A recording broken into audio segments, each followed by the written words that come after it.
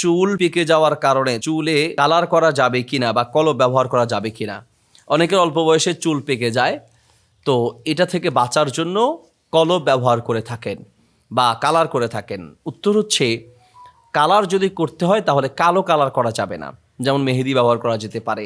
হ্যাঁ, রাসূল সাল্লাল্লাহু আলাইহি সাল্লাম তিনি একজন বৃদ্ধকে নিয়ে আসার পরে বা একজন বৃদ্ধাকে নিয়ে আসার পরে নবী সাল্লাল্লাহু আলাইহি ওয়াসাল্লাম বলেছেন, গায়্যিরু হাদা ইল্লা সাওয়াত, তার পোশাকগুলো তুমি তার পশমগুলো অর্থাৎ দাড়িগুলো বা চুলগুলো, মহিলার ক্ষেত্রে চুলগুলো, তার পুরুষের ক্ষেত্রে হচ্ছে দাড়িগুলো, এগুলোকে অন্য কালার করে দিতে পারো। ইল্লা সাওয়াত, শুধুমাত্র কালো কালার করা যাবে না।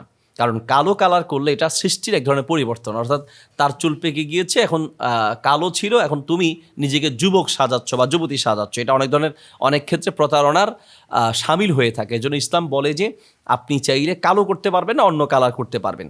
এবার আসুন, সাদা হয়ে গেছে, তাহলে সে কি করবে? উত্তর হচ্ছে, সাদা চুলটা যেন পরবর্তীতে কালো হয়ে আসে এই জন্য কোনো তেল ব্যবহার করতে চাইলে বা এমন কোনো মেডিসিন থাকলে সেটা ব্যবহার করতে পারবে। সাদাকে কালো বানানোর জন্য কালো রং ব্যবহার করা যাবে না, কিন্তু তার যদি অরিজিনাল বয়স থাকে তাহলে চুল যেন সাদা না হয় এই জন্য যে মেডিসিন বা তেল যদি থাকে, তেল থাকে, তাহলে সেটা ব্যবহার করা যাবে। এরপর প্রশ্ন হচ্ছে, আমি অসুস্থ অবস্থায় যদি আমার শাশুড়ি আমার খিদমত করে বা আমার মাথা টিপে দেয় বা আমার শরীরে কোনো জায়গায় হাত দিয়ে আমার খিদমত করে থাকে, তাহলে এটা জায়েজ হবে কি না, এতে আমি গুনাহগার হব কি না? উত্তর হচ্ছে, শাশুড়ি তিনি মাহরাম, চাইলে জামাইয়ের হাত ধরতে পারে, মাথা ধরতে পারে বা স্বাভাবিক অঙ্গ প্রত্যঙ্গে হাত দিতে পারে। কিন্তু একজন মা একজন ছেলের জন্য যতটুকু মাহারাম বা যেই স্টাইলের বা যেই সিস্টেমের মাহারাম, একজন শাশুড়ি কিন্তু ওই পর্যায়ে না। আল্লাহ মাফ করুন, আমরা বিভিন্ন জায়গায় জামাই শাশুড়ির অনৈতিক সম্পর্কের কথা আমরা শুনতে পাই।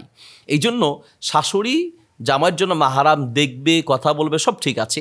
খুব প্রয়োজন ছাড়া, এমন হয়েছে যে তার হাত কেটে গেছে, হাতটা ধরলো, হ্যাঁ, মাথা ফেটে গেছে, মাথা ধরলো, এগুলো স্বাভাবিক। কিন্তু এমনিতে তার শরীরকে স্পর্শ করা, এগুলো অনেক সময় খারাপ কাজের দিকে নিয়ে যেতে পারে বা খারাপ চাহিদার দিকে নিয়ে যেতে পারে। এই জন্য সতর্ক থাকা উচিত। বাকি এটা হারাম না হলেও হারামের দিকে যেন যে নিয়ে না যায়, এই জন্যই সতর্ক থাকা উচিত। এরপর প্রশ্ন হচ্ছে, স্বর্ণের